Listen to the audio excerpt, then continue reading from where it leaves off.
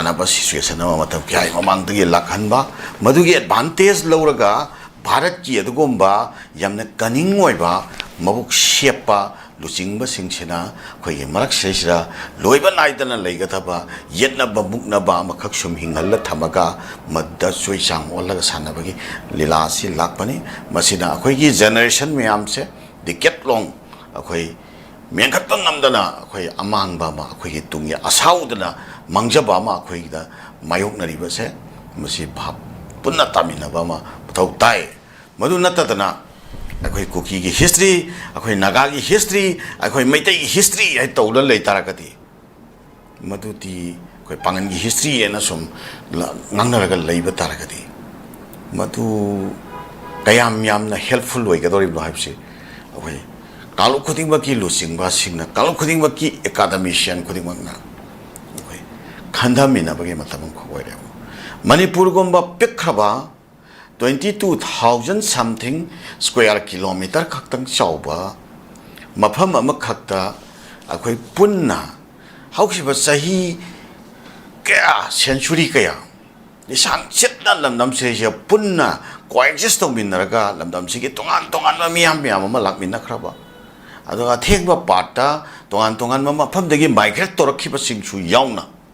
lamdam sigi apunba adugumba अखोई civilization के part में सरुक अम ओइमिनर खरपसिंग सिदे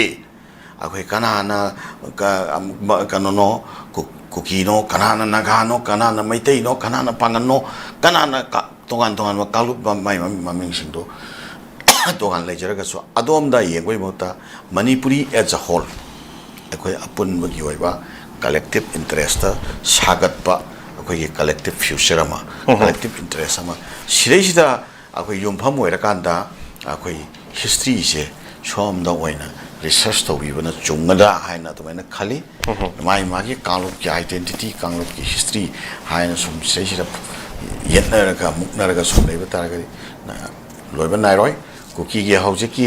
हिस्ट्री अमसुंग आइडेंटिटी दो हौजे सोम नाकंदा अखोई लेरिबा अखोई मणिपुर की लिसांग सेना सही लिसिंग अनि हेनबगी अहम हेनबगी मागी केनोगी सिविलाइजेशन की हिस्ट्री लेरी निंथौ पालगा लाकबा मयाम सिगी हिस्ट्री लेरी मणिपुर गा अतोप लेपाक मयाम अमगा तौनखिबा लान अमसुंग ट्रीटी मयाम की हिस्ट्री लेरी अरा मणिपुर की पाक चौबा मागी केनोसी अखोई टेरिटोरी से कराइदे कराइ फबो ओइरमी कमाइ तौइ मदु ट्रीटी मयाम अमखकना मदु केनो तौबा अखोई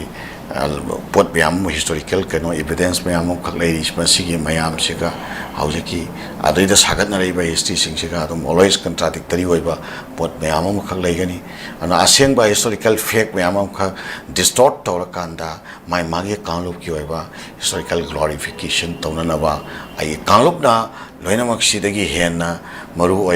कांगलूपना लोनमकी हेन्ना चावी वांगी हेन्ना इम्पोर्टेंट है उन्नब अदुई वाखलोंद सागत्प that kind of historical invention से मणिपुर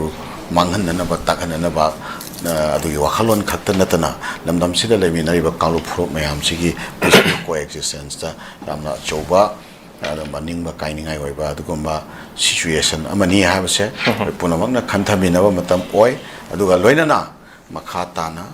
अखोई लेमिनरिब कांगलूप फुरुप मयामगी inclusive ओइबा coexistence से मसिदैसिदा अखोई हेल्पफुल ओइगदबा अखोई लेहौरिबा अखोई हिस्टोरिकल कनो मैम से मसी रीइन्वेंट तौमिनबरोमदा हेन अखोई स्कॉलरशिप नो वखल थंबिबा चुंगनी दुगा हौजिक सिरा पीसफुल ओइबा इनिशिएटिव एंगल खरदगी अखोई दा निंगबा काइदबा मपु फाबा फादबा अदुना तोंगान अमुक थमकांदा कलेक्टिव ओइबा अखोई peaceful environment sorry peaceful environment अमा रिस्टोर तौनब चंसलप से डायरेक्ट चैलेंज तब स्टेटमेंट अमनी हौजिकी वाफम से है अदुमाइना अरोइबना थमजगे थागतजरी ओजा दुगा मथंगदा अरोइबो ओइना सोजा लाक्चनिंगिबसे यामनसु